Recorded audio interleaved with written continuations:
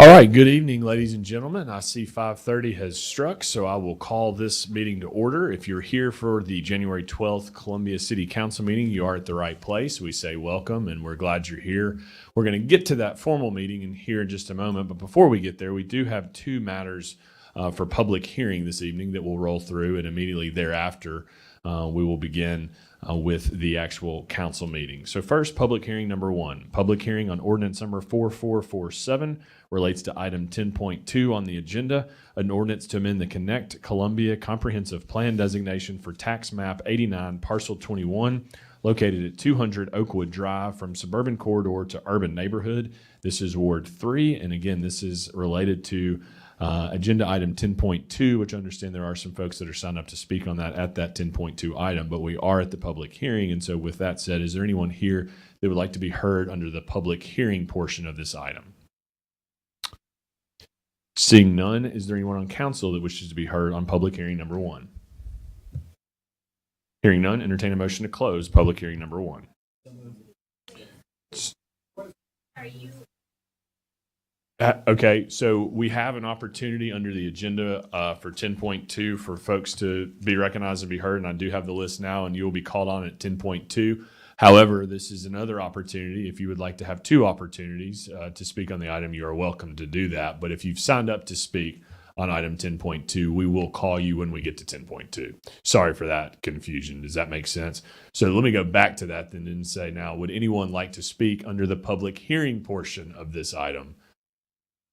Okay, thank you. Hearing none, and I believe I've asked council. Anyone on council wish to be heard on public hearing number one?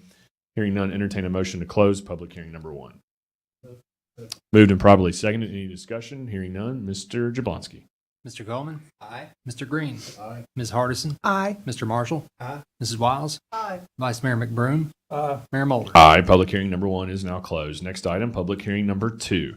Public hearing on ordinance number 4448 related to item 10.3 on the agenda, an ordinance to amend ordinance 4400, the same being the zoning ordinance of the city of Columbia, Tennessee, by rezoning tax map 89 parcel 21 located at 200 Oakwood Drive from CD3L Neighborhood Large Lot Character District to General Urban Character District Ward 3. This is related to the item under public hearing number one, that we do have the sign-up list that we will call at that point in time in the meeting. However, I would offer the opportunity, if anyone wishes to be heard on this item under the public hearing section, please raise your hand and or come to the podium to be recognized. All right, seeing no one from the audience, anyone on council wish to be heard on public hearing number two? Hearing none, entertain a motion to close public hearing number two. It's been moved and properly seconded. Any discussion on that item? Hearing none, Mr. Jablonski. Mr. Coleman? Aye. Mr. Green? Aye. Ms. Hardison? Aye. Mr. Marshall? Aye. Mrs. Wiles? Aye. Vice Mayor McBroom? Mayor Mulder? Aye. Public hearing number two is now closed.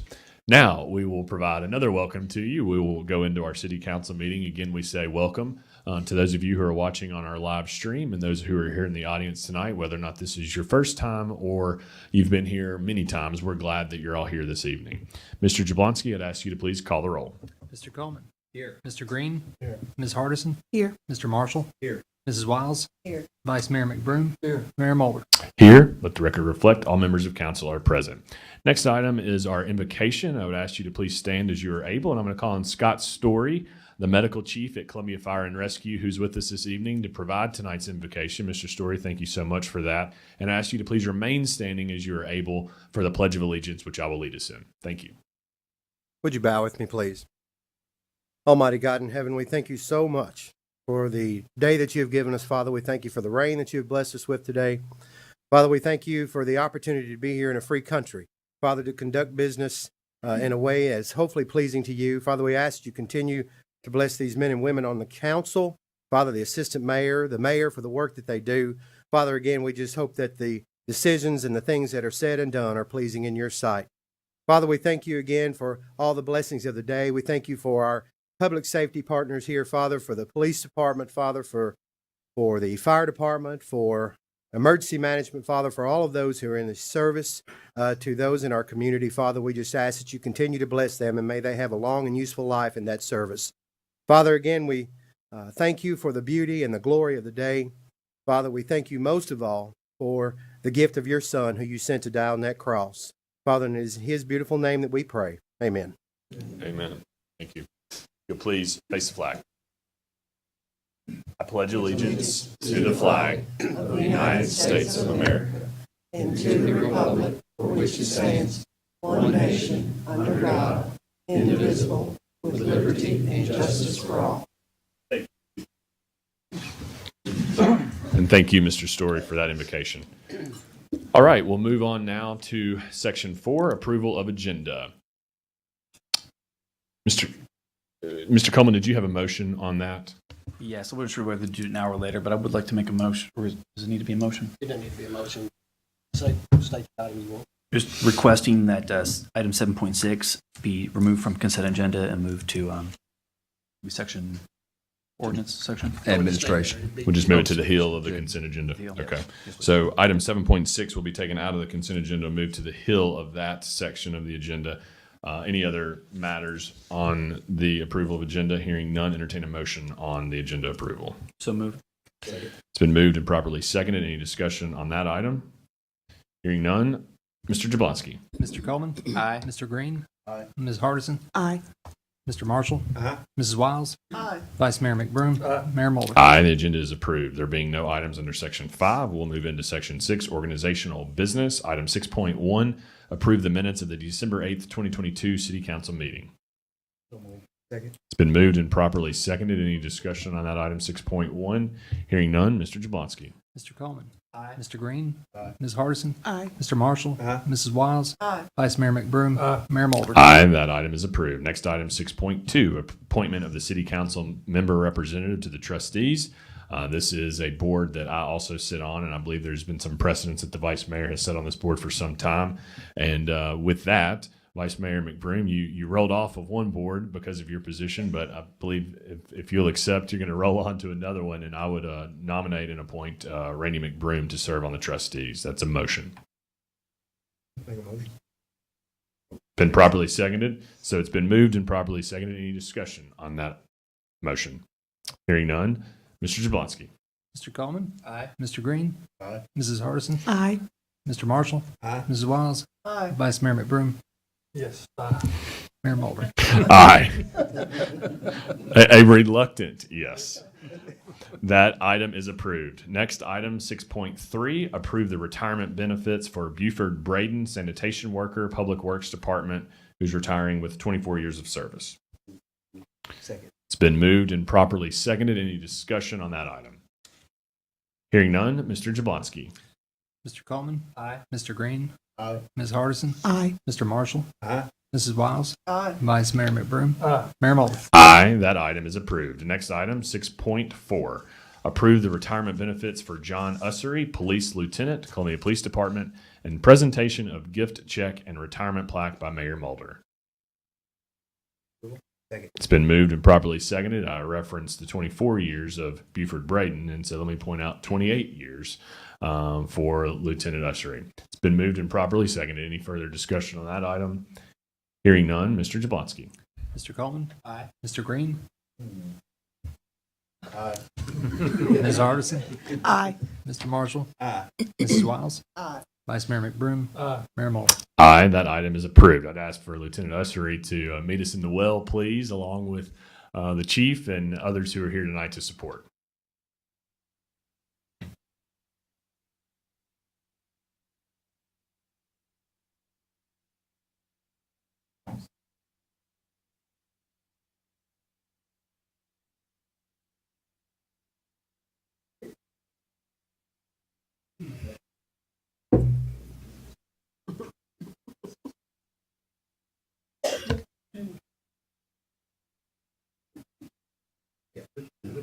Thank you. We're going to have to come up.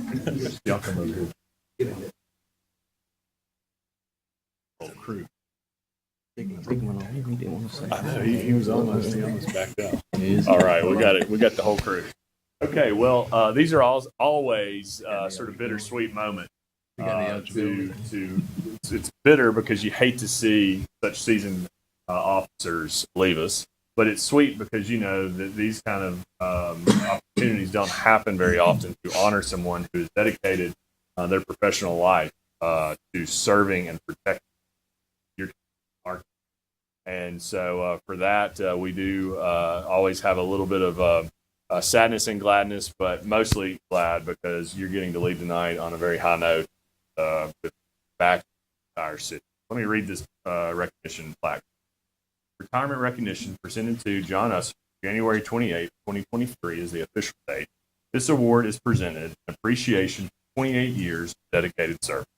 Your loyalty, friendship, professionalism will long be remembered. City of Columbia Mayor and City.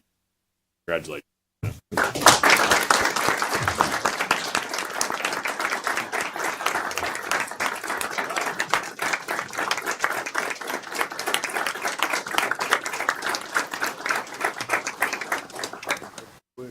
Take a quick photo and then we have maybe a couple remarks.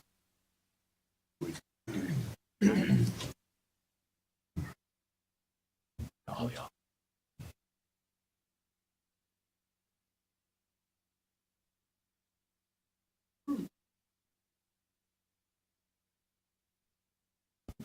Chief, I'll let you have the floor. I'm gonna give that.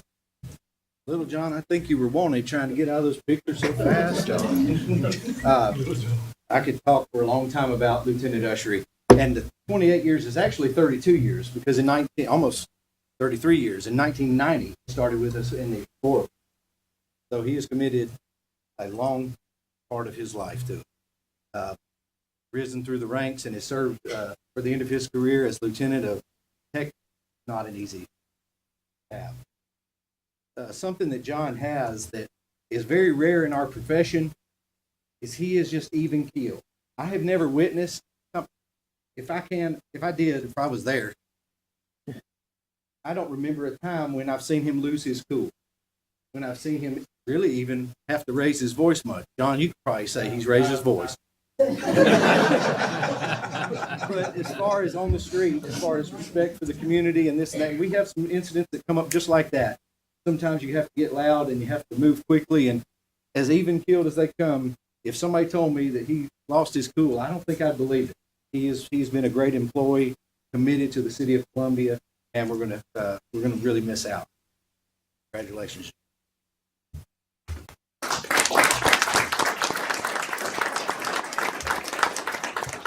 Thank you, Chief, Mayor Mulder, for your kind words.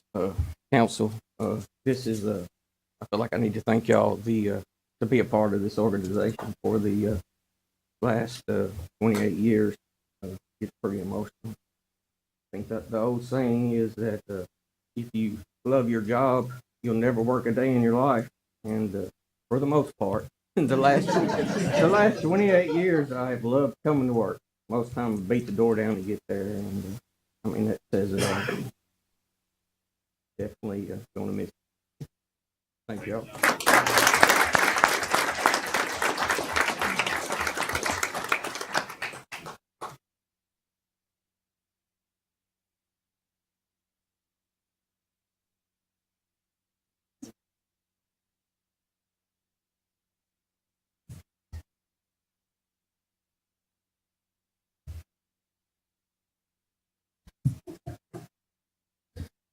And by the way, Lieutenant, I know I mentioned your check, but I'm told that it's been direct deposited, so you're all good there. Thank you.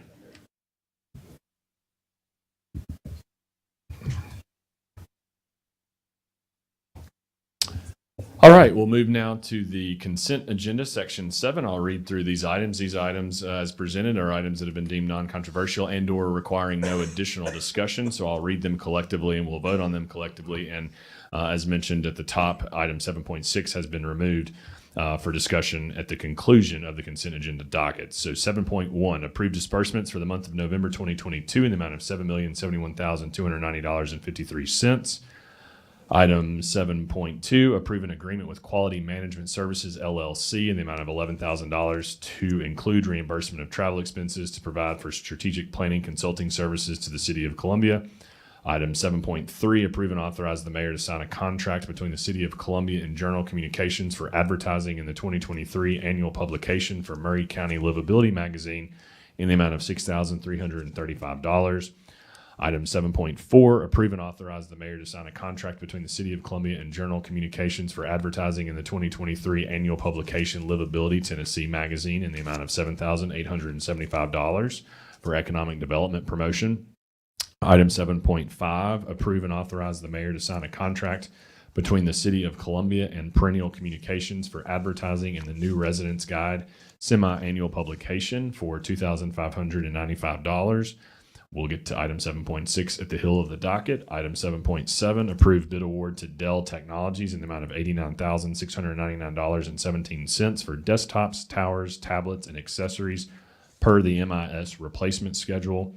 Item 7.8, approve and authorize the mayor to execute an agreement with Auto Agent Tax Processing Engine at no cost to the City of Columbia. Item 7.9, acceptance of the railroad and utility ad valorem assessments for the tax year 2022. Item 7.10, approve a reimbursement in the amount of $130,500 to Charles Rains and J.D. Etherly for Honey Farm Subdivision Phase 2, Section 8 in the City of Columbia, Tennessee, Ward 5. Item 7.11, ratify approval of an agreement with Fairfield by Marriott in the amount of $4,704 to provide 24 hotel rooms for a 2-night stay for the girls softball team for the 2023 Mid-State Classic game. Item 7.12, approve and authorize the mayor to sign a non-exclusive use and occupancy permit between the City of Columbia and the Murray County Board of Education out of the Parks and Recreation Department. Item 7.13, approve and authorize the mayor to sign the agreement AIA A133-2019, designated Judy Construction as the construction manager as constructor for the Columbia wastewater treatment renovation in the amount of $3,287,000, wastewater department. Item 7.14, approve change order number 1 to the contract with the W&O Construction Company for the GE and Santa Fe Pike sewage pumping station renovations, Wofford Project 2000, contract 1901, wards 1 and 5. And item 7.15, approved bid award to Freedom Hill Land Management and agreement execution for mowing abandoned and neglected properties. This is out of the public or the Development Services Department. That is your consent agenda. It's been moved and properly seconded. Any discussion on the consent agenda? Hearing none, Mr. Jablonski. Mr. Coleman. Aye. Mr. Green. Aye. Ms. Hardison. Aye. Mr. Marshall. Aye. Mrs. Wiles. Aye. Vice Mayor McBroom. Mayor Mulder. Aye. Consent agenda is approved. We'll now go back to item 7.6. Approve and authorize the mayor to sign an amended memorandum of understanding between the City of Columbia and Murray County Board of Education. Mr. Coleman. Mr. Mayor, thank you. My understanding is I don't need to make a motion in order for us to have a discussion about this. Is that correct? Not for discussion. Okay. So I'd like to ask Mr. Manager, would you, for the sake of everyone in attendance and council, kind of summarize what this is for, and then speak to how the property came to be in the city's possession in the first place? Okay. Councilman, this actually was an agreement originally which the City of Columbia entered into with Murray County Board of Education in 2017, in which in that agreement, school system deeded over these properties in exchange with understanding that the city would be building the fire station on the location, and also that the city would be taking over maintaining the ball fields with the Cox Middle School. That being said, the school system has made a request that the ball fields with Cox and also the property that I mentioned minus the site of the fire station and 3.5 acres that we set aside for a future police station be returned to them. And that is what is before you for your consideration this evening. Thank you. My understanding is track number 1 in the addendum is the mountain bike trails that we've developed, correct? Yes, sir. So do we have any type of loose figures on how much money the city has poured into creating that? I believe we spent approximately $25,000 on the site, but there was a lot of volunteer labor that was put into it. So the reason that, thank you for that. The reason that I bring this up is this earlier, when we got this land originally from the school, it was an exchange of value. And so I guess I have an issue with us just handing it back and there's no exchange of value, especially when a number of citizens of Columbia poured time and effort into creating these trails. Parks and Rec put time and effort into creating these trails, and money was spent. And if the MOU included something about, I guess, what the city of Columbia may see in return for this, I missed it. So is there something that I might be missing, or? No, so there's nothing in there about that. Is there any other discussion? Otherwise, I'm going to. Well, I will speak to it because I have been involved with it, and in fact, I'll provide the motion to approve when it gets to that point. But this is something that has been ongoing discussion, Councilmember Coleman, dating back to last year. I believe it was early last year, where it was sort of first discovered that the original agreement, where the city of Columbia would not only sort of create and design the ball fields for EA Cox in exchange for getting the land, but we would also maintain and provide maintenance and perform upgrades and upkeep. I think at some point it became a situation that was difficult to maintain, and while it may have sounded good at the time, that sure we will get these fields up and running and keep them going and maintain them in exchange for getting the land. Ultimately, that proved to be a logistical challenge for a number of reasons, I think. One of which is because of where it was located in relation to where much of our parks equipment was.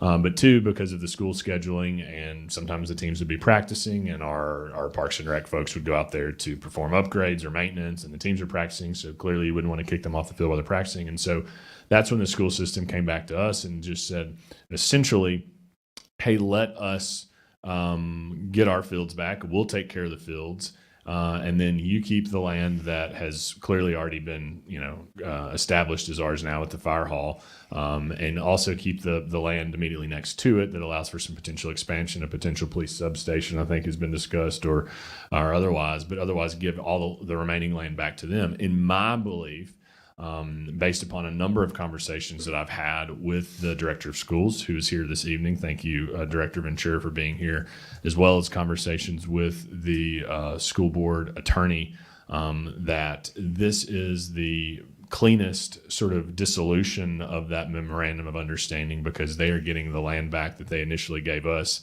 less the amount that we have in our possession with the fire hall. And in exchange, we no longer have any obligations to maintain their ball fields, which, it's difficult enough at times to maintain our own parks inventory of assets, especially something that's not even technically ours.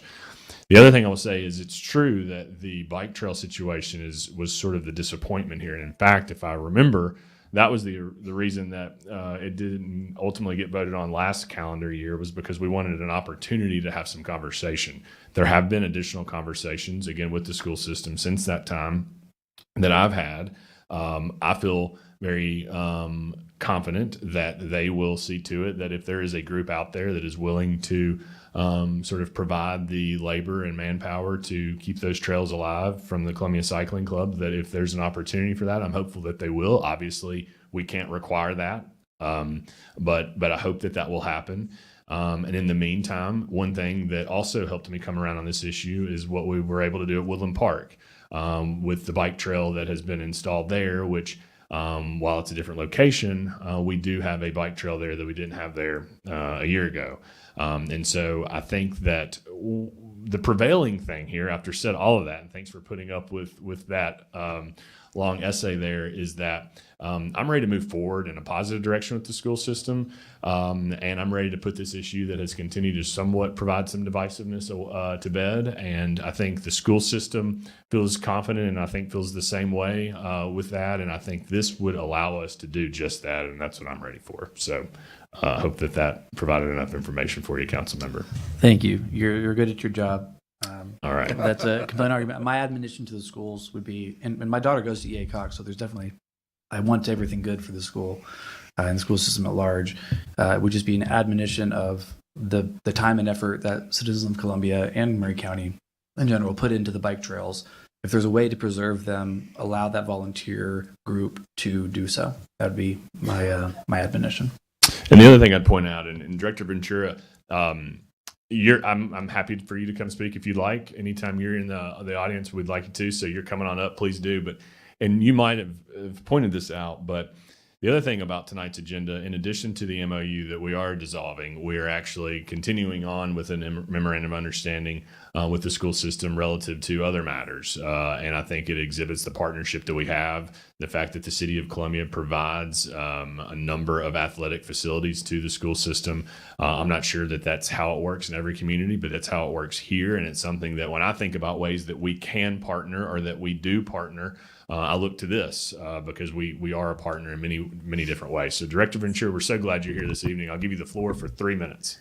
Good evening. And Mr. Massey, I'll need your help a little bit in this, but just in addressing the bike paths and the $20,000 that the city put in, the school system actually had a diabetes grant of $100,000, I believe it was $100,000, that also partnered with the creation of those paths. So please know, we also have a vested interest in grant money, in our students taking care of those paths, and in, of course, the community.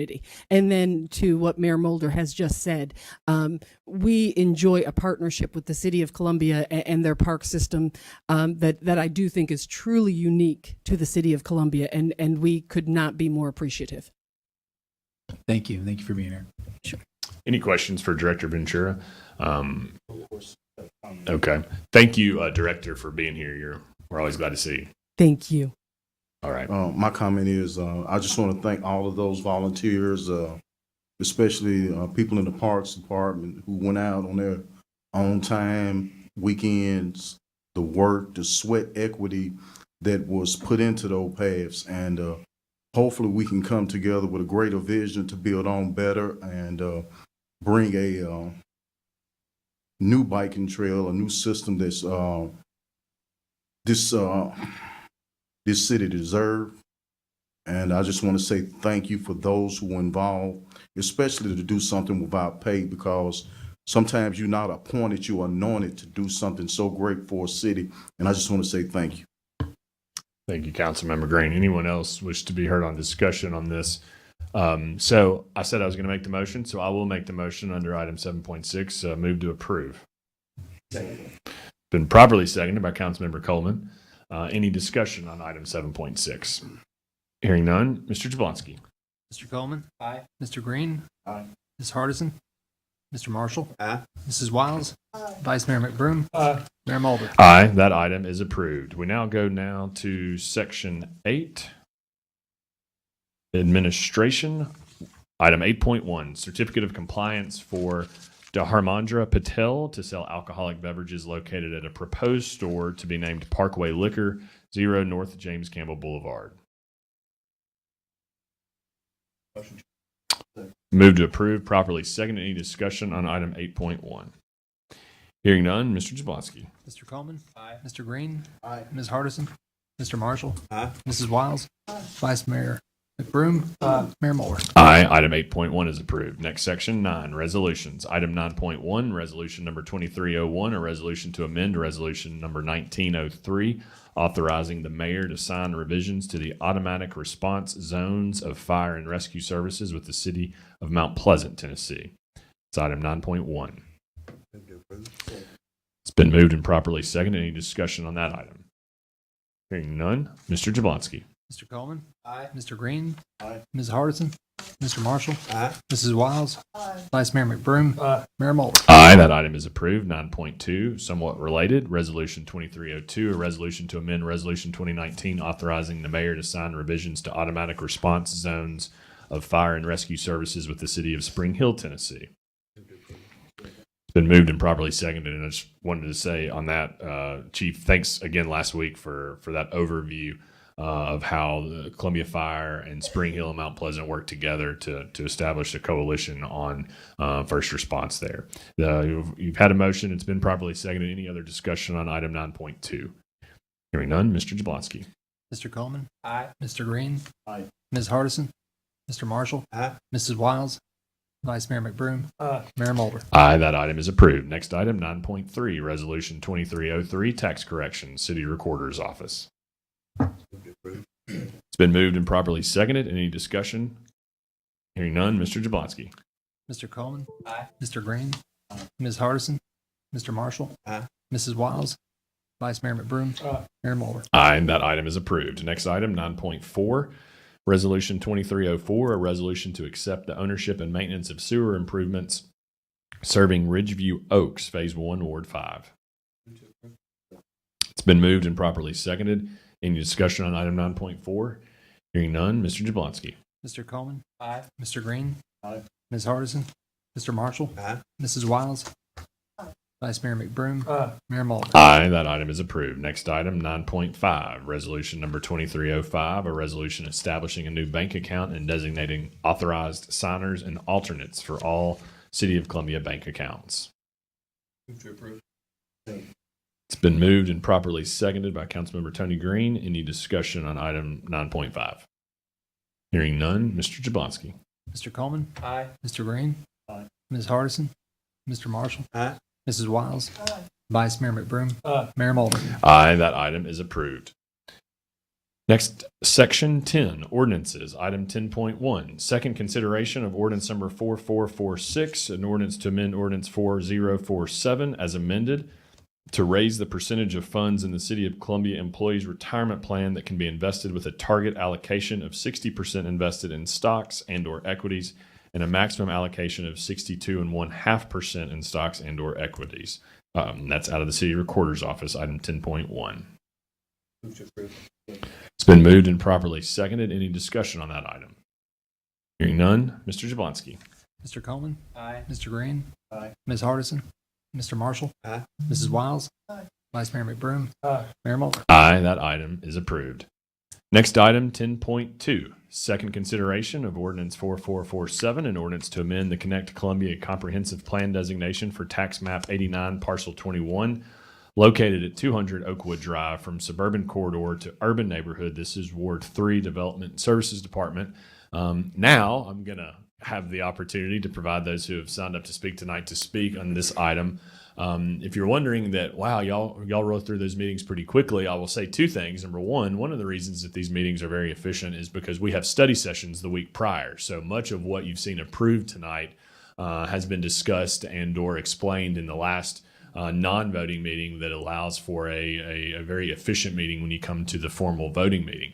The second thing I'll say, now that will come to somewhat of a grinding halt because we have 22 people who have signed up to speak this evening on this agenda item 10.2, which I believe is also tied to it's just 10.2 and 10.3. So that is who has everyone that signed up tonight is on those two items. The way we do it here is I'm going to call you up to speak in the order in which you have signed up this evening, and you will have 3 minutes to speak. You are asked to please just identify yourself with your name and your address. And again, you'll have the floor for 3 minutes. What we would ask is if you get to a point where there have been enough people that have spoken on the subject and you feel as though they've covered the topics that you wish to cover, you're free to stand up and say it's been covered or I echo what has been said. But you're also free to stand up and use your 3 minutes if you like, however you wish. So with that said, we'll go through now, beginning with Ruth Taylor. Ms. Taylor, welcome. You'll have the floor for 3 minutes. Please provide your name and address. Thank you.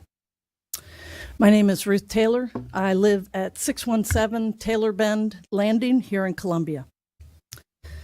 I believe that in every community, it's important to provide a healthy mix of residential housing options for people of different backgrounds and walks of lives. Communities that focus on a narrow band of new housing often find themselves excluding some of the most important people in their community, their workforce, their seniors looking to possibly downsize and be closer to hospitals and doctors. We need diversity and quality. We need a mix of residential housing that allows for different levels of incomes and to allow these people to live together. Instead of a tract builder coming into our community and putting up a bunch of identically sized lots and homes, we have the opportunity to have a locally based developer with an incredible pedigree and strong local reputation bring their experience and their vision to Columbia. Have you seen their development? Lockwood in Franklin is amazing. My children actually live there, and I only put that together here in the last couple days. It's a really high quality development, and we can bring that to Columbia. The architecture is timeless. The level of landscaping at the homes and parks are far above what we've seen in Columbia. As I've told this body before, I work in the education field and have found myself severely limited as to the options that are in this community based on income and availability in the market that is here. I can't afford a large lot home. I can't afford 1 acre because of the cost of just 1 acre currently. I think a lot of people in the workforce have the same issue. A lot of us started in apartments. A lot of us began in places that were smaller, and we've had to build. Every subdivision that is currently built right now, even in Columbia, started as farmland. At some point, as people move in, we have got to provide housing for everyone. I think the manner in which Pearl Street has laid out their plan for this community is considerate to the adjacent neighbors, but also takes into account the adjacent properties and the bypass to the west. This is a place I could see myself living and think many others would agree. I'm asking you to welcome this developer and their vision to Columbia and to approve this rezoning. Thank you. All right. Thank you, Ms. Taylor. Next on the list, Ralph Terry.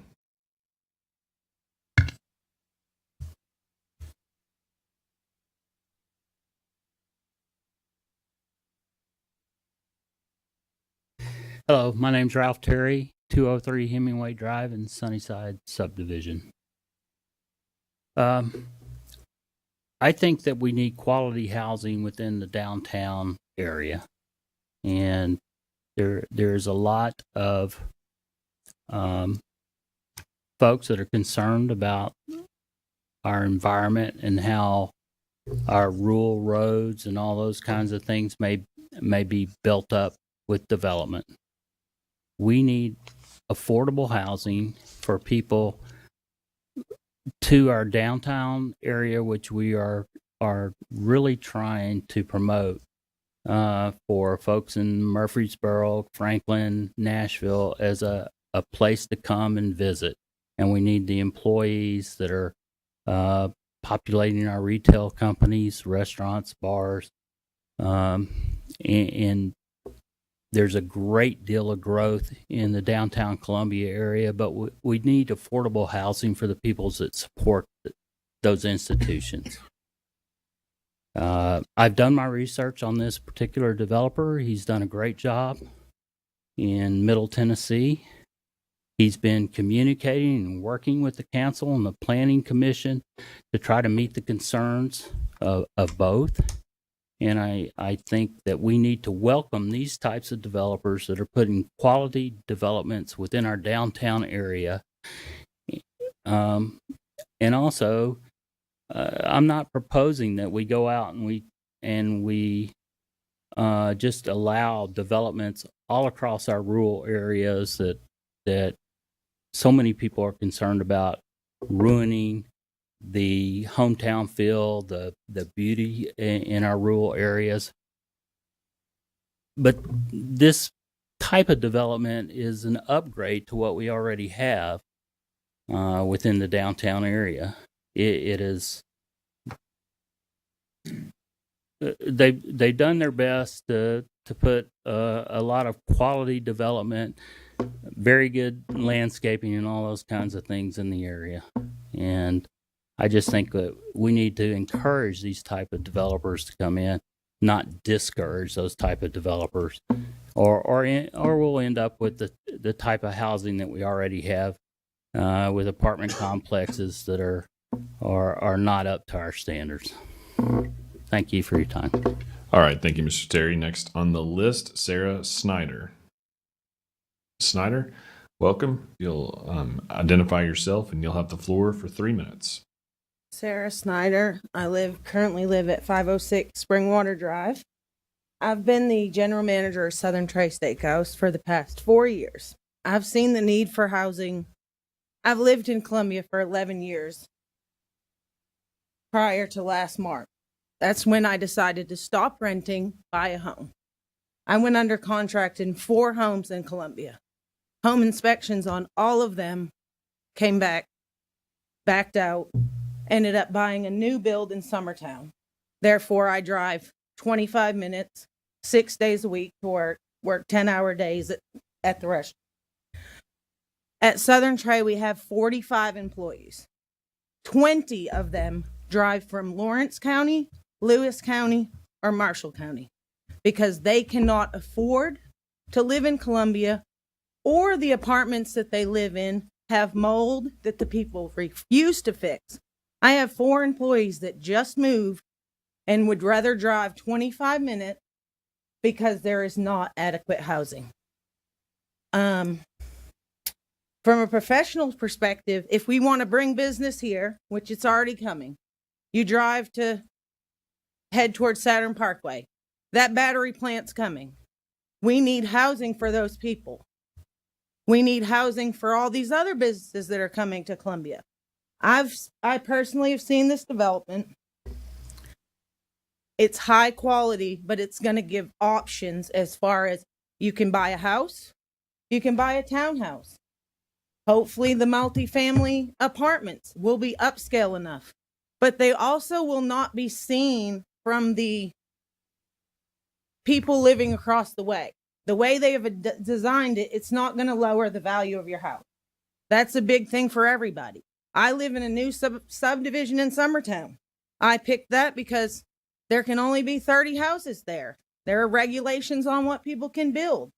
That if it is done properly, then it should not affect other people. But I know we cannot staff a very important, a very busy restaurant properly because they have 0 places to live. And everyone can say, pay more money. Well, businesses are not going to stay in Columbia if they can't make money at the same time. So there has to be a common denominator there. I lived in a Riverside for 11 years. I had a great landlord. I chose to buy, and if there had been something like this at the time, I would have stayed in Columbia. So from being here, and I plan on working here and staying here, I think it would be great for the city. Thank you. Thank you, Ms. Schneider. Next on the list, Lauren Taylor. Ms. Taylor, if you'll come introduce yourself, and you'll have the floor for 3 minutes. Hi, everybody. I'm Lauren Taylor. I live at 615 Davis Valley Drive. It's the new Valley View subdivision in Columbia.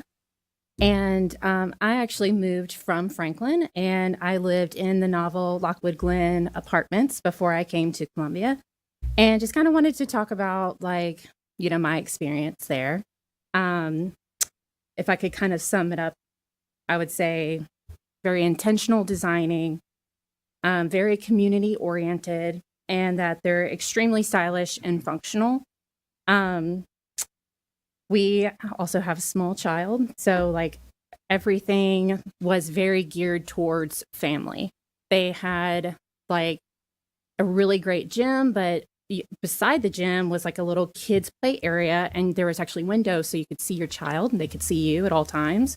Like just little things like that. It was just very, very like great for moms, great for families, super walkable. There were green areas like in between all the apartments. So like you had places you could gather or just play or like walk your dog.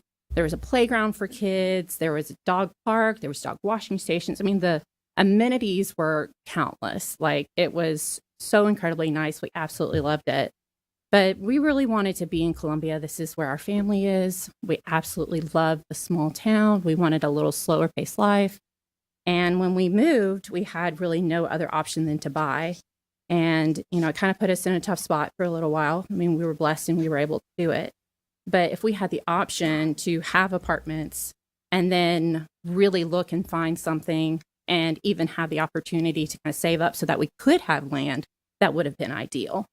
But even more, there was a pool. You had options as far as like you could have a garage. There was like options you could have fenced in yards at some of these little apartments. Like really, really great for people that have dogs. I mean, it was just really well done. You could even choose between different styles of cabinets or countertop colors. It was really nice. And something like that would be like a really, really great addition for young families that are trying to move here. My brother-in-law is currently looking at moving here, but we can't really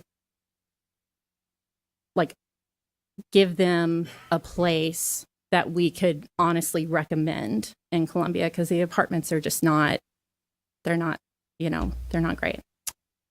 And yeah, we absolutely loved living there. It was its own little community. You had so many opportunities to do things with other people. They had events in the clubhouse. We even hosted Thanksgiving with all of our family because you could rent the clubhouse. So really, really great for families. All right. Thank you, Ms. Taylor. Next up, Philip Young. Mr. Young, welcome. If you'll give us your address and you'll have the floor for 3 minutes. Thank you, Mr. Mayor, Mr. Vice Mayor, honorable members of the City Council. My name is Philip Young. I'm an attorney, and I'm a resident at 814 School Street, just a few blocks away from here. But tonight I'm here on behalf of my good friends, Ricky and Julie Savage, who also reside at 609 North James Campbell Boulevard in this area that we're talking about, and a number of other concerned neighbors who are here tonight to be heard on this issue. And I'll say at the outset, as Mr. Tischer and Mr. Mulder know, lawyers are not known for their brevity. So the Savages, who are both on the list as part of the 22, are going to cede their time to me, and we'll knock that out in less than 9 minutes, far less than 9 minutes. Well, actually, Mr. Young, not to pull a lawyer counterpunch, but we don't allow that. So if you want me to bifurcate my comments, I'm happy to do that. Well, we will give you 3 minutes, and we're not going to count this against you. We'll give you 3 minutes, but we'll definitely give the Savages their 3 minutes as well. All right. Thank you. Thank you. Development's good. We like development. What's happened over the last 4 years has been very positive. But there's good development, and then there's hasty, ill-thought-out development. And I just want to cover some of the reasons why this is hasty and ill thought out and why this group should just hit pause on this. I realize the petitioner here says they don't intend to construct the 12 units per acre that they're allowed, but it's important to realize that nothing binds them to that. Nothing binds them to affordable housing. Nothing binds them to sketches. Nothing binds them to even being the ones who do it. Once this council rezones this property to CD4, that's it. The toothpaste is out of the tube. This developer could change its mind and put 12 units per acre on this 58 acres. Or since the developer only has an option on this property, it could close on the property and immediately flip it to a new developer who would then put 12 units per acre in order to maximize profits. In my opinion, this isn't just possible, it's highly likely. I've seen this a lot in my professional career. So what are the real consequences of this vote? If this council approves this rezoning and a developer does, in fact, put 12 units per acre, which they'll be allowed to on this 58 acres, that's 696 units. Assuming an average of 3 people per unit and 2 vehicles per unit, that's 2,100 new people and 1,400 new cars on the road in this one small section of Columbia. The density of this project would be substantially more than the one going up on the north side of town on Nashville Highway right now. A development of this size would place a strain on everything, on all public resources, water and sewer, electrical service, roads, and especially public schools. We know that we're down one elementary school in this area. Unfortunately, though, this isn't even the worst case scenario. We have to look beyond this parcel and realize the effects of this vote. This parcel sits in a designated suburban corridor. The Planning Commission has already opined that CD4 density is not appropriate for a suburban corridor and is more appropriate for an urban neighborhood. If this council approves rezoning this 58-acre parcel, what's going to happen next? All of a sudden, all the owners of all other parcels of property in this same suburban corridor are going to come here and petition to rezone all their properties to CD4, and now the council is going to be in a position where they can't deny it or be faced with a lawsuit for discrimination among similarly situated property owners. Then now we're not talking about 12 units per acre on a 58-acre parcel. We're talking about 12 units per acre on 150 acres. That's 1,800 units. When you look at the impact of 1,800 units, you're talking about 3,600 vehicles and 5,400 residents. Suddenly, you have 10% of the population of Columbia residing in this little section along North James Campbell Boulevard. And with that, not only do we strain all those other electrical and sewage and all that, now we're talking about even straining public works. Now we're talking about police and fire and even healthcare strains. Mr. Young, I'm gonna have to cut you off there just to be fair to everyone. Give your notes to the Savages though, and they can read them for you. Thank you, Mayor. Thank you, Mr. Young. All right, next on the list I have Kelly Balcom. Ms. Balcom, welcome. If you'll identify yourself, and you'll have the floor for 3 minutes. Thanks. My name is Kelly Balcom, and I live at 122 Granada Drive. My property backs right up to this property that they're proposing to put this new neighborhood on. I've heard affordable housing said many times tonight, but in the meeting that I attended with the developer, when asked about the price of homes they were going to put in there, it was in the low to mid 300s.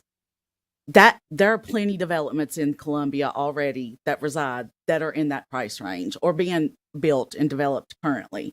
So I don't know, we throw affordable housing around and it can be misconstrued as a government assisted affordable housing. And that's not the case with this development.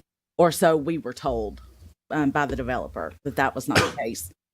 I'm a lifelong resident of the city of Columbia. I've lived in Murray County my whole life. My whole family resides here.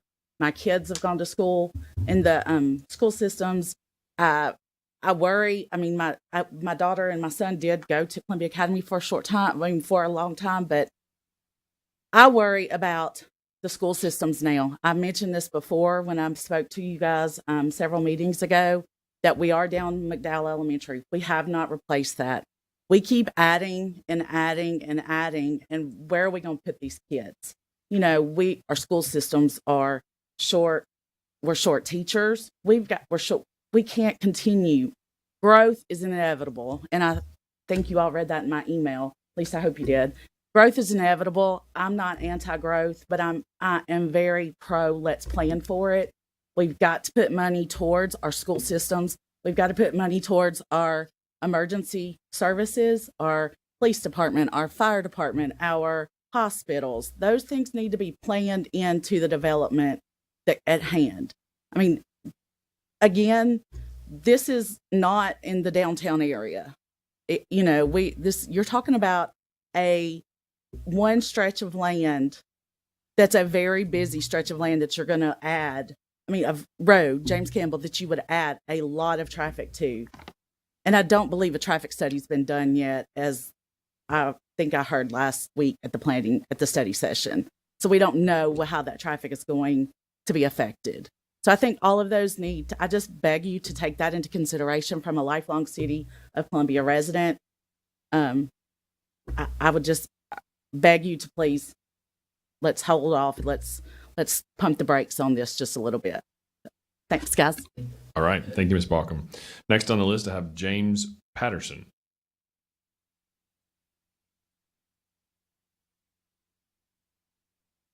Mr. Patterson, welcome.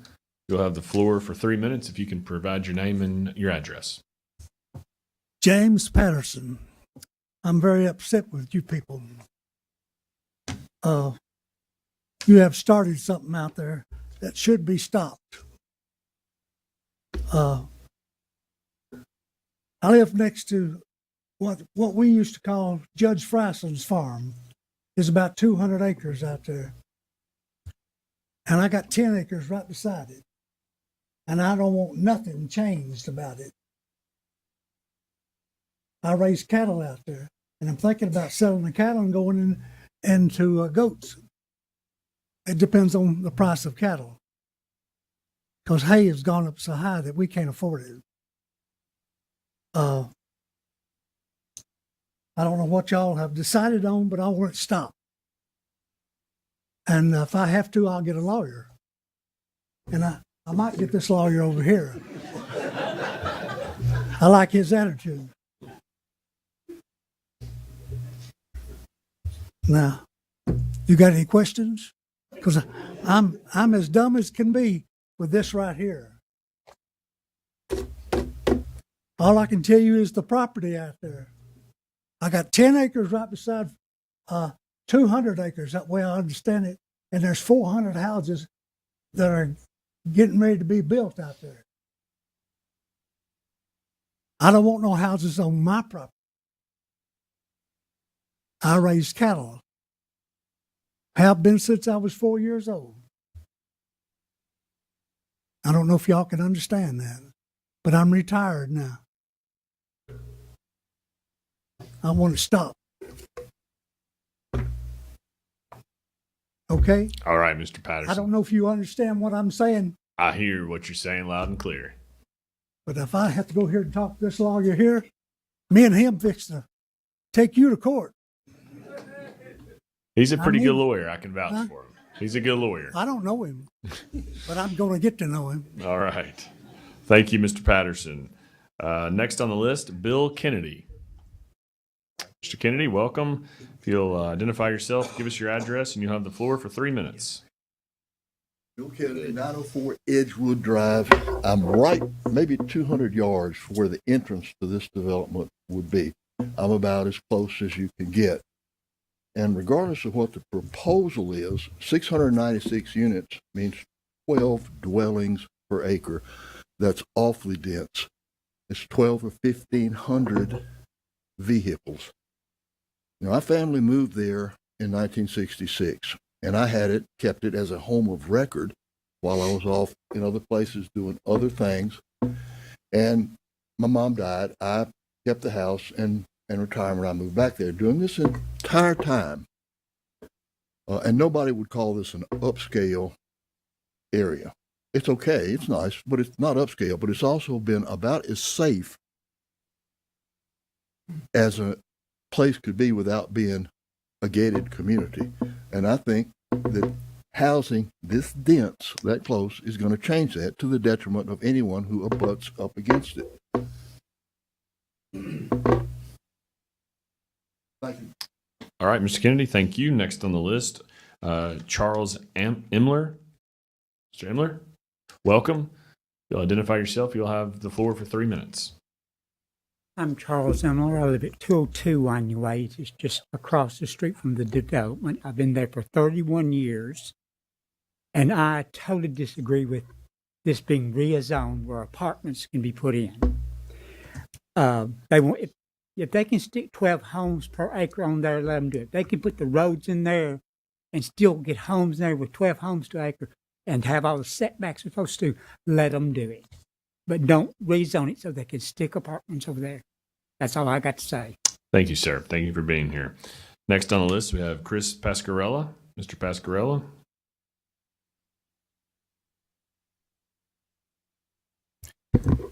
Chris Pascarella, Pearl Street Partners. We are the applicant. I've written down my remarks so that I don't ramble and waste my 3 minutes. But good evening, Mayor, Vice Mayor, members of the council.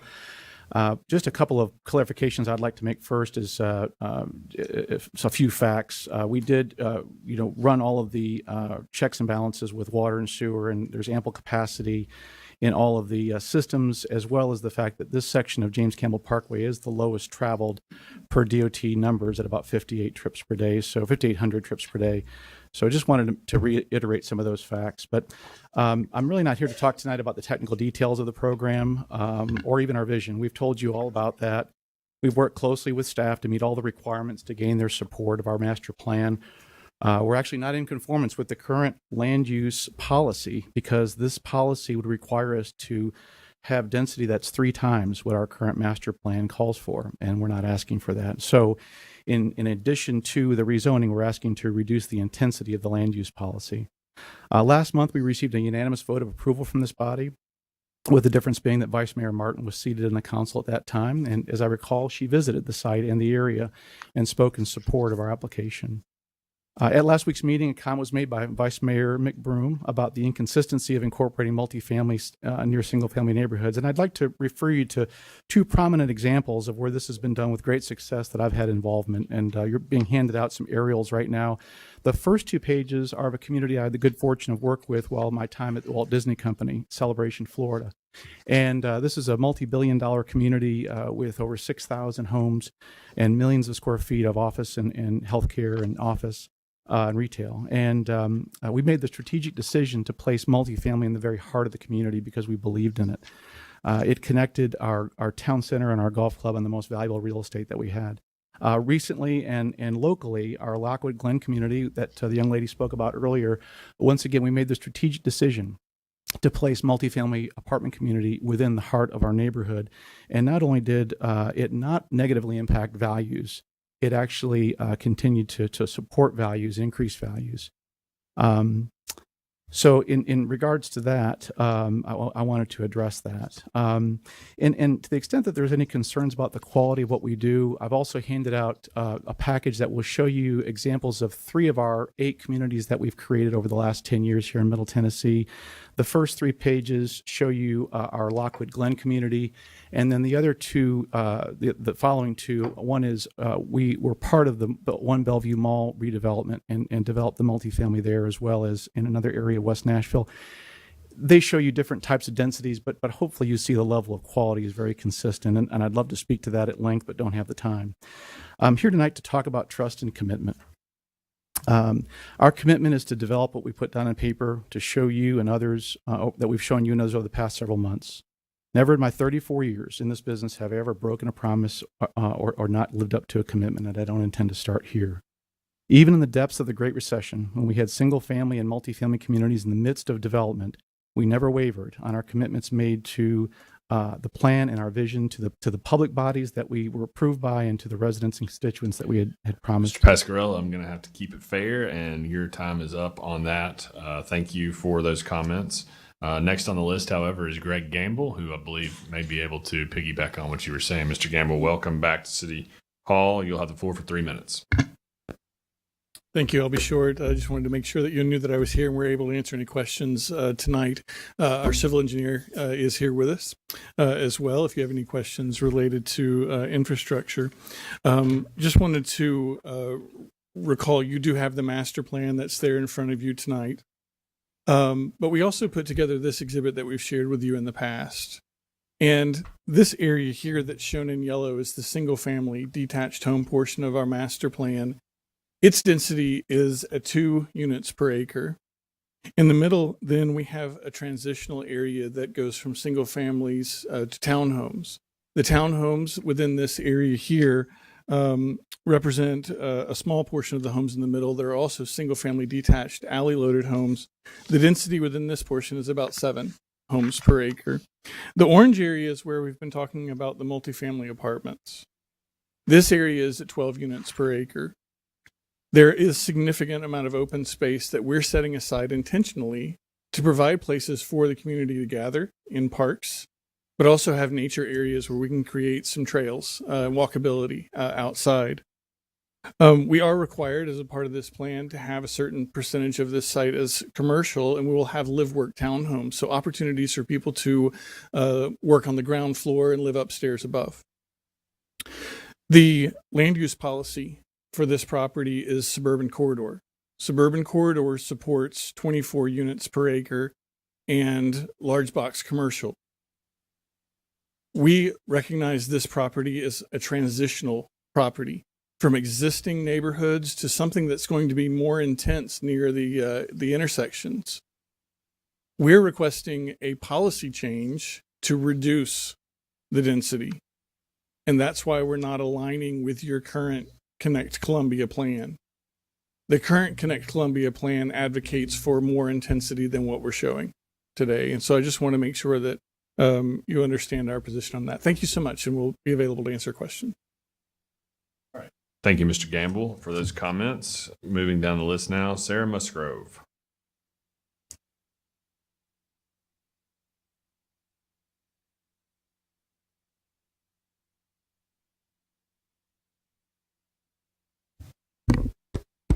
Good evening. My name is Sarah Musgrove. My husband Mike and I are the owners of the property at Oakwood. My husband inherited it in October of 2021 when his mother passed. He couldn't be here tonight. Our oldest had drama club, so sorry about that.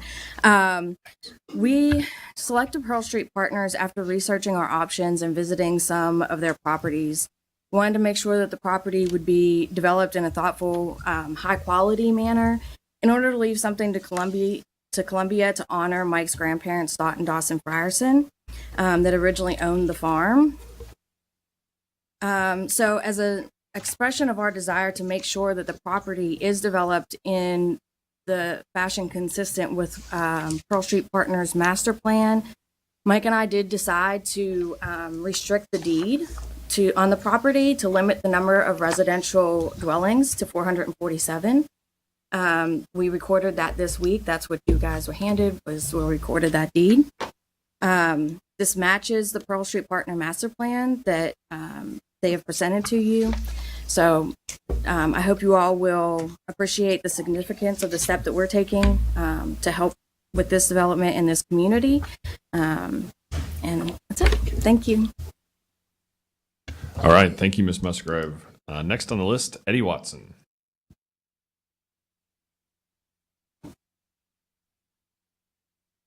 Mr. Watson, welcome. You'll have 3 minutes after you give us your name and your address. My name is Eddie Watson. I live at 502 Oakwood Drive. I'd like to address this not from the standpoint of how well it's going to be built, how well it's going to be landscaped. What I want to address it on is what's it going to do to the surrounding area as far as flow of traffic, flow of people.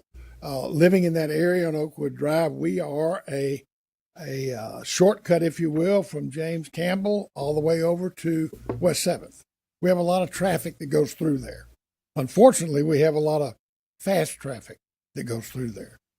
We realize that there are some multifamily homes in our development, and that we have some duplexes coming around Winding Way. And even with that, we recognize heavier traffic every time you multiply the number of residents in a home. Now, the area that we live in is an old established neighborhood in Columbia, well kept, a nice place to live. And my concern is just in pure numbers and in traffic and the wear and tear on all the streets, the city, and down to water and sewer, the whole 9 yards, that we're going to see a decline in where we are.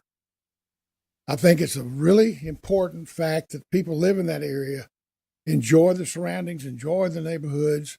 And I know people have to have a place to live, and I understand that. But I think we have to be very careful about when we throw that many people in a very small selected area, what does it do to the areas that surround it? In my opinion, it puts a big jumble of people there. It puts some heavier traffic than the roads are able to carry. I know Oakwood, if I understand it right, goes across, plan-wise, James Campbell, which would make that intersection there. I just don't see that area of Columbia being able to handle that amount of additional traffic and people coming into the area. And from a selfish standpoint, declining the living area that we presently live in. Thank you. All right. Thank you, Mr. Watson. Next on the list is, the last name is Sims and on Wahila Way. Okay. If you could come to the podium, Miss.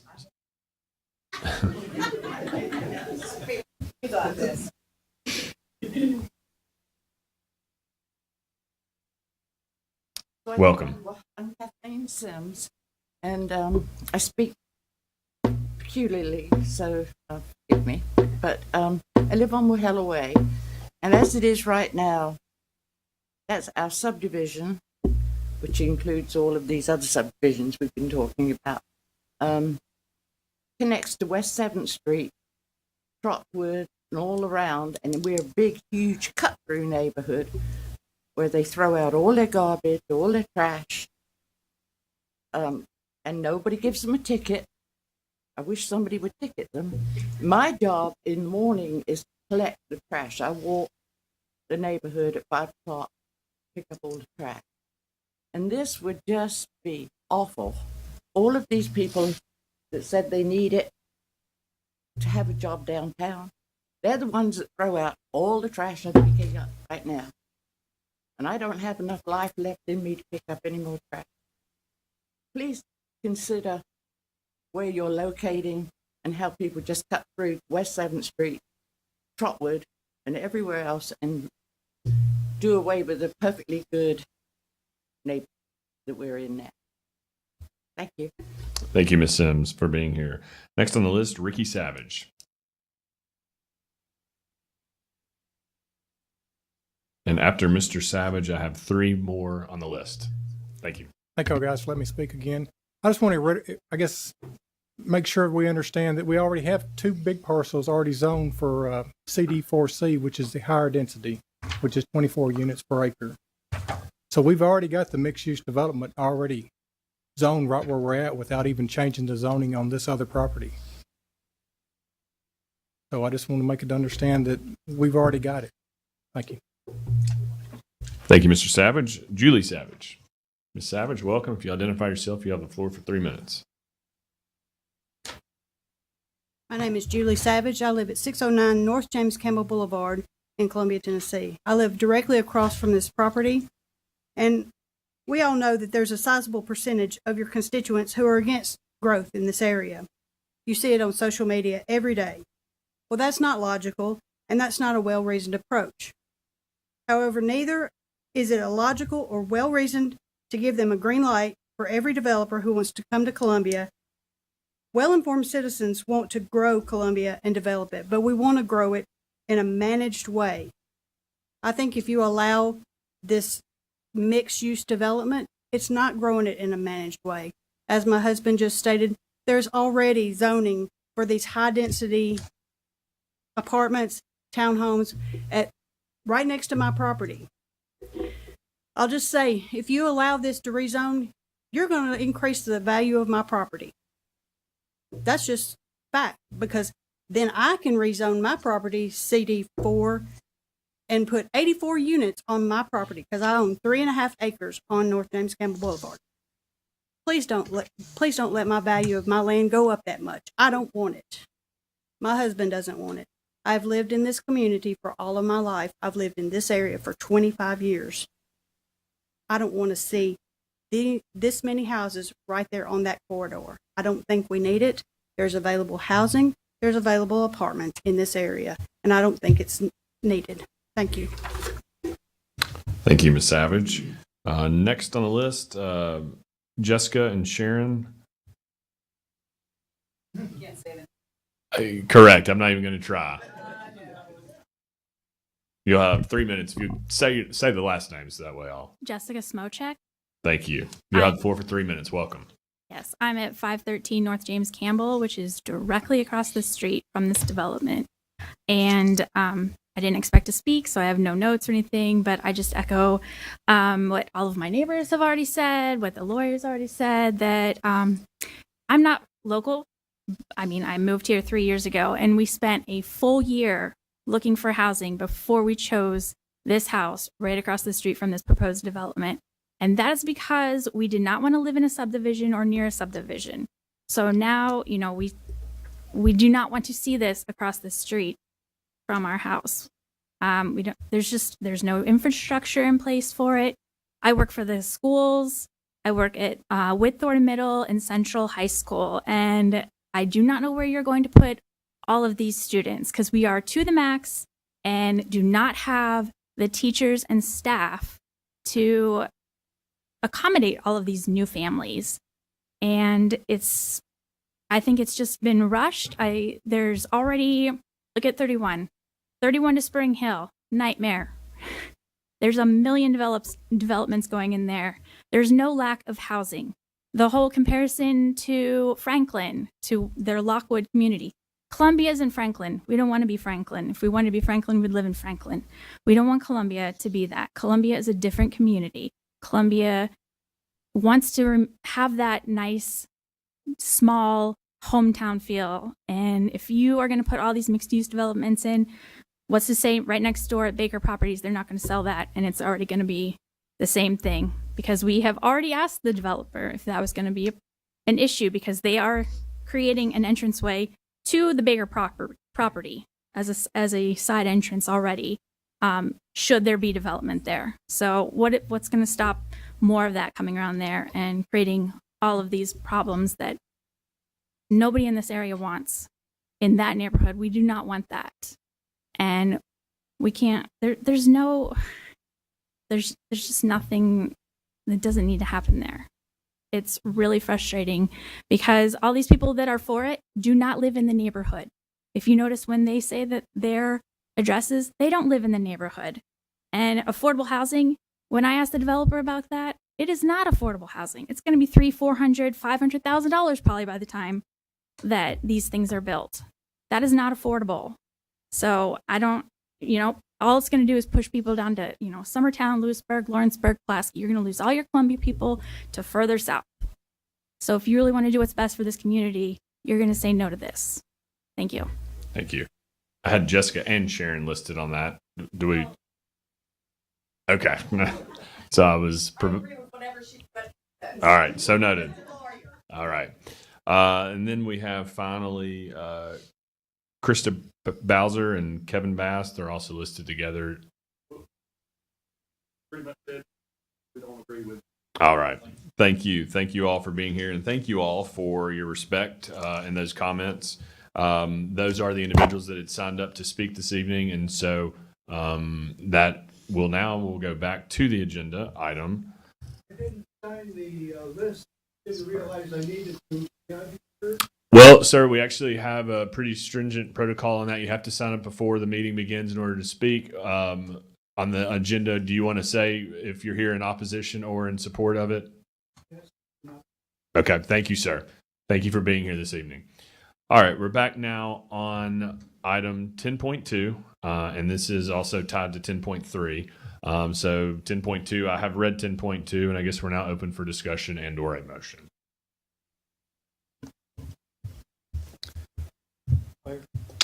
Vice Mayor. Can Mr. Governor come up, please? Yes. Paul, if you come forward, please.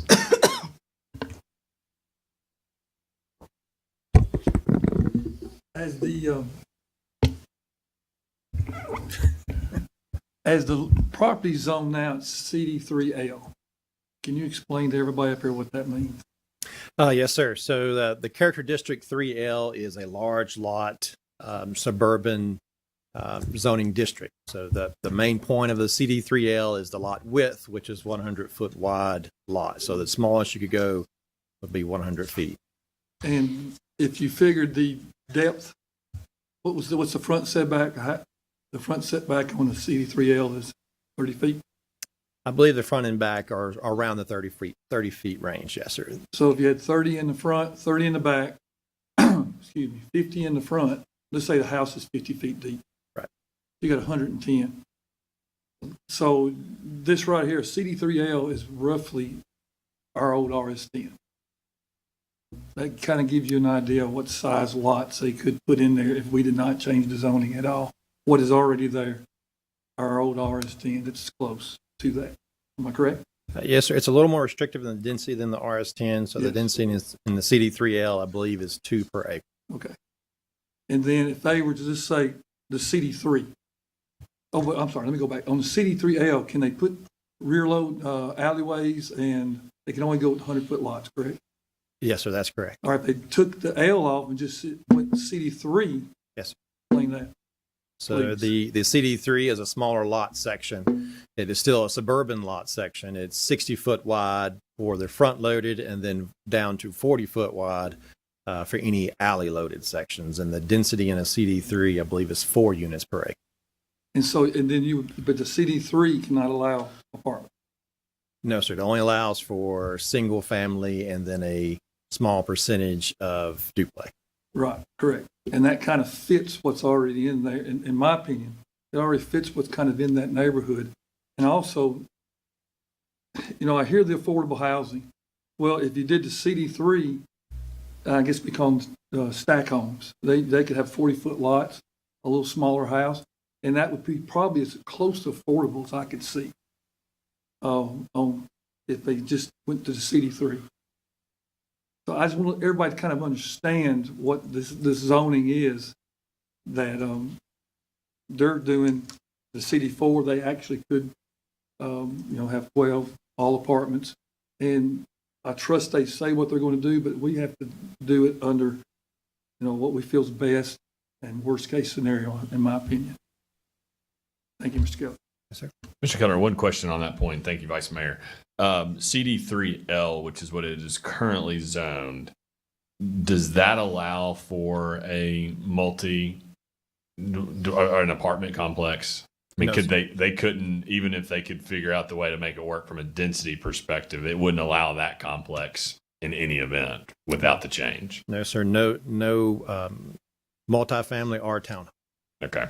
And one of the reasons I asked that is because I know in some scenarios over the last couple of years, we have denied something that if they would come back and straight zone it, it ended up being actually a higher density than what was denied, and it was denied because of the density concern. And so here, that would not be a potential risk that it would be facing, because that CD3L would never let it get to that point. Yes, sir. That's correct. All right. Thank you. Any other questions for Mr. Keltner? Mr. Marshall, Councilmember Marshall. Yes, the piece of property that's connected to it is listed as CD4, but it looks more like the rest of the neighborhood around that, which is CD3. Why is that little section CD4 that they're connected to? The existing developed section of CD4? Yes. Yes, sir. That's the Huntington Woods subdivision there. That was originally zoned RM1 in your previous zoning ordinance. RM1 is very similar to a CD4 and in the fact of what was allowed even in 3638. It would allow for apartments, townhomes, or single family. The developer of this particular piece of property, when it was constructed and built out, they decided to go to just single family homes within that zone. So it had a base zoning before a new ordinance of RM1, and that conversion is CD4 into your new ordinance. But it looks just like CD3 how they built it out. Is that correct?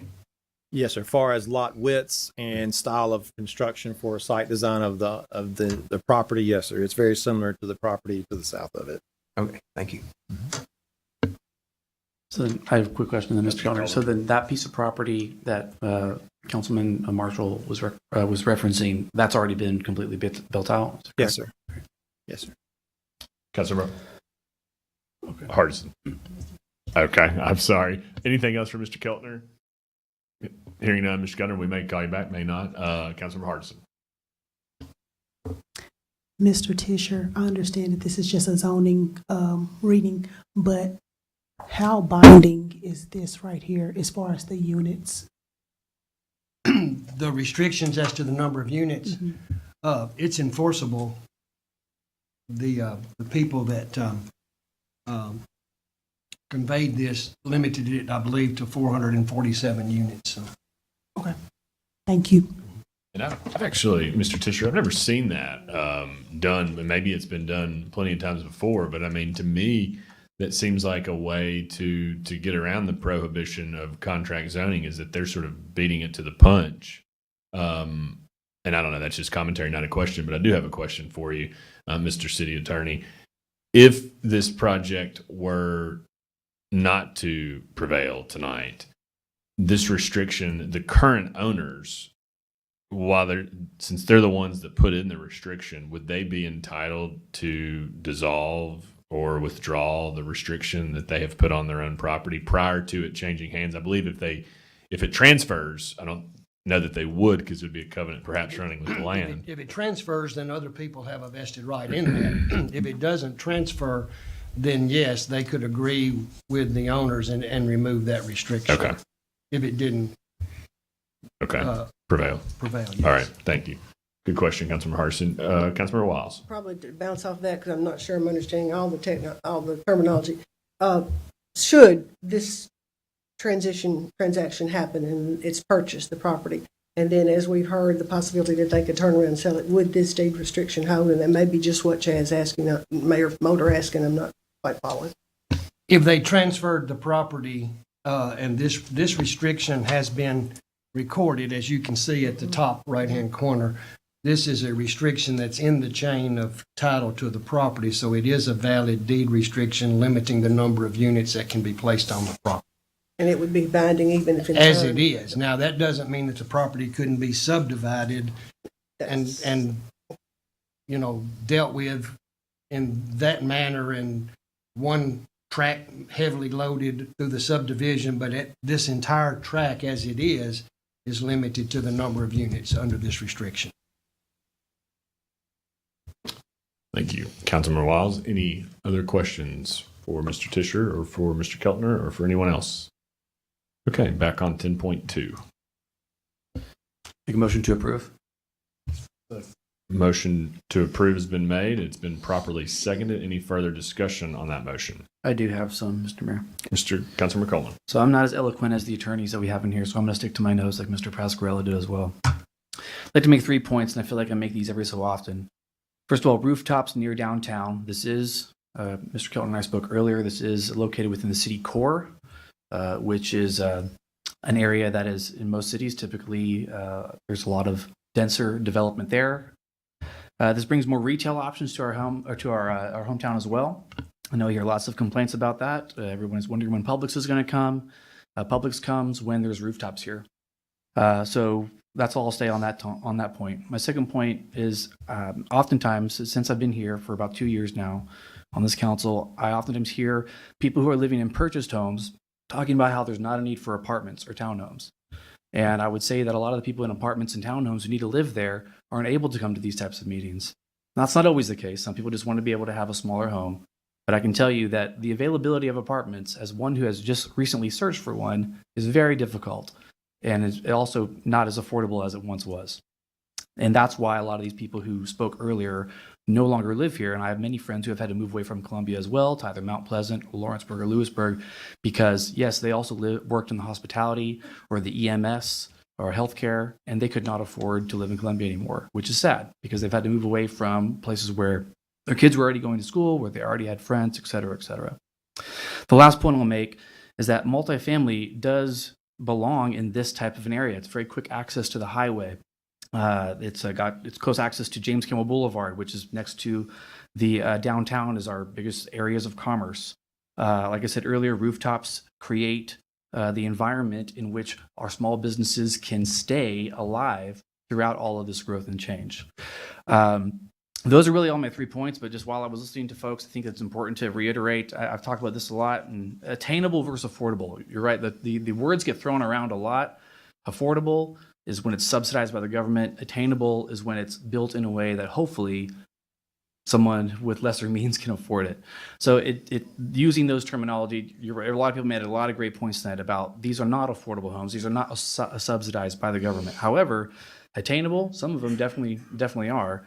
And increasing the supply and demand. Those who know much about business economics, when you increase the supply to meet the demand, prices level off a little bit better. And the reason that things have been so difficult as far as finding homes in Columbia is because that has been off, because our demand has been very high. A lot of folks from California and New York and whatnot who are moving here with big budgets, bigger budgets than I've got, and they're buying up all of our property. And so then supply goes down, demand is still high because we're a great place to live. So those are just some points that I wanted to make. I think that having something like this in our area, in our town, is good. I think that Mr. Pasquarello did something that I've not seen done since I've been on council for the last 2 years, which has come a month before and introduced himself, talk about his work, the things that he's done before. I think that's very commendable.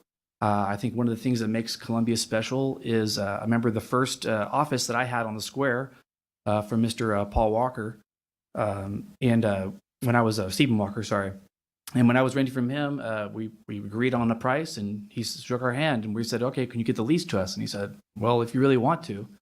I think that taking someone on their word and having some amount of trust, which I think this was definitely something that I did not see coming. I thought was a really great way to show that this is a show of good faith, negotiating good faith.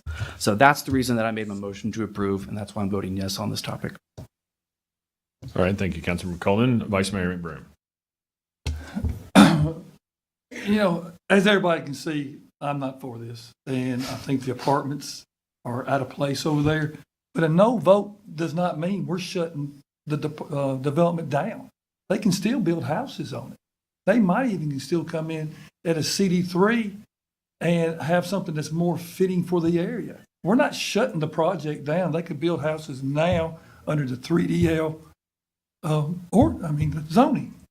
Y'all have to remember that. It's still there. They can still build houses. And they come in with a project. The CD3 is more in line. We might think more about that. So a no vote doesn't mean they can't do anything. It's still there. They do have the ability to build. Thank you. All right, anyone else wish to be heard on the motion which has been moved and properly seconded? Hearing none, Mr. Jablonski. Mr. Coleman? Aye. Mr. Green? Aye. Ms. Hardison? No. Mr. Marshall? No. Mrs. Wiles? No. Vice Mayor McBroom? No. Mayor Mulder? No. 10.2 does not pass. Next item, 10.3. Second consideration of ordinance number 4448. We're now on item 10.3, an ordinance to amend ordinance 4400, the same being the zoning ordinance of the City of Columbia by rezoning tax map 89, parcel 21, located at 200 Oakwood Drive from CD3L to CD4. This is Ward 3, item 10.3. Entertain a motion. Motion to approve has been made. Is there a second? Yes. Seconded by Councilmember Coleman. Any discussion on item 10.3? This is the actual rezoning. The earlier one was the plan. The comp plan. That's right. This is the rezone item, 10.3. Tied to 10.2, but a different subject matter or a different practical effect. That's correct. All right. Any discussion? Hearing none. Mr. Jablonski. Mr. Coleman? Aye. Mr. Green? Aye. Ms. Hardison? No. Mr. Marshall? No. Mrs. Wiles? No. Vice Mayor McBroom? No. Mayor Mulder? No. Item 10.3 does not prevail. Moving on now to 10.4. First consideration of ordinance number 4449 as amended, an ordinance to revise the 5 wards of the City of Columbia, Tennessee, based on the 2020 census and establish the date of February 9, 2023 as the date of public hearing. Been moved and properly seconded by Councilmember Marshall. Any discussion on item 10.4? Hearing none, Mr. Jablonski. Mr. Coleman? Aye. Mr. Green? Aye. Ms. Hardison? Aye. Mr. Marshall? Aye. Mrs. Wiles? Aye. Vice Mayor McBroom? Aye. Mayor Mulder? Aye. That item is approved. Next item, 10.5. First consideration, ordinance 4450, an ordinance to amend the fiscal year 2022-2023 budget. Ordinance number 4404, providing for revisions to the general sanitation and wastewater funds and establish the date of February 9, 2023 as the date of public hearing. It's been moved and properly seconded by Councilmember Green. Any discussion on item 10.5? Hearing none, Mr. Jablonski. Mr. Coleman? Aye. Mr. Green? Aye. Ms. Hardison? Aye. Mr. Marshall? Aye. Mrs. Wiles? Vice Mayor McBroom? Mayor Mulder? Aye. That item is approved. We move on now to other business, where I would just make a couple of announcements. We have the Martin Luther King Day celebration on Monday, January 16th, at the Courthouse Square at 9 o'clock in the morning.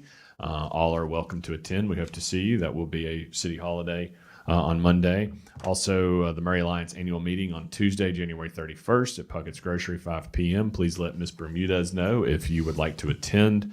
And then I want to say something about today. Today was a very good day. Vice Mayor McBroom and I had the opportunity to be sworn in at Woodard Elementary School.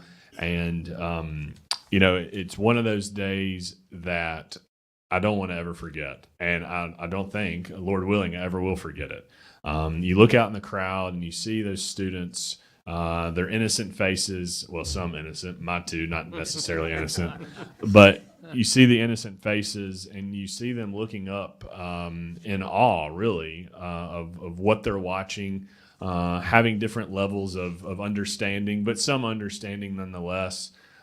what I believe it sort of amounted to was almost like a living, breathing civics lesson for the group of kindergarten to fourth grade students at Woodard today. I know some of you were able to be there, and it was just a really moving event all across the board. We had our honor guard there from Columbia Police Department. We had our fire and rescue there, well represented with their big flag flying out front of the school. The James K. Polk home was there with an exhibit with the actual Bible that President Polk held as he was inaugurated in as the office of president. The kids performed, the first graders and the third graders and the fourth graders all performed. The Whitthorne Honors Band was there to provide music, and it was just a good day. Not for me personally, although selfishly it was a good day, but I say it was a good day because it was a good day for our community. And that's what I'll remember. I do want to also say a special thanks to Kelly Murphy for her work in coordinating and helping on that event. I know she would tell you that she had a lot of help as well, including I know JC and others across the departments that were helpful. But thank you, Ms. Murphy, for your good work. Anytime you're involved in any kind of event, it's always going to be very professional and very well done. And today there was definitely that. I know Ms. Ventura had to leave, but I also wanted to give a special shout out to Woodard Elementary School. Carol Ann Gent is a fantastic principal. It's easy to see why Woodard Elementary School is a reward school, and it's because they have a reward principal, and that reward principal would also tell you it's because she has a very solid staff and faculty and a great student population as well. So thanks to all of you for your involvement. If you were able to be there, and anybody that was involved, it was a good day for Columbia. Thank you very much for that. Thank you. Anyone else wish to be heard? All right. We have no reason to be in executive session this evening, Mr. City Attorney, so we will now entertain a motion to adjourn. Been moved and properly seconded. No discussion on that. Mr. Jablonski, take the vote. Mr. Coleman. Aye. Mr. Green. Ms. Hardison. Mr. Marshall. Aye. Mrs. Wiles. Vice Mayor McBroom. Aye. Mayor Mulder. Aye, we are adjourned. Thank you, everyone.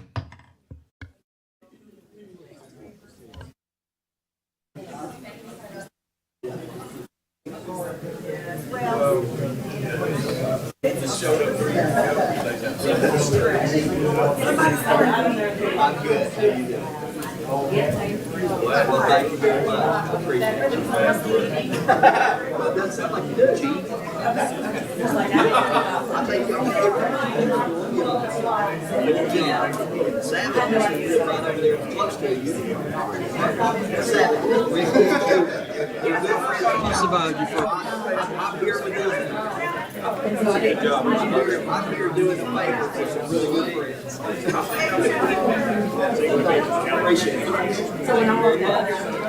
I'm glad you keep it down. Quicker goats.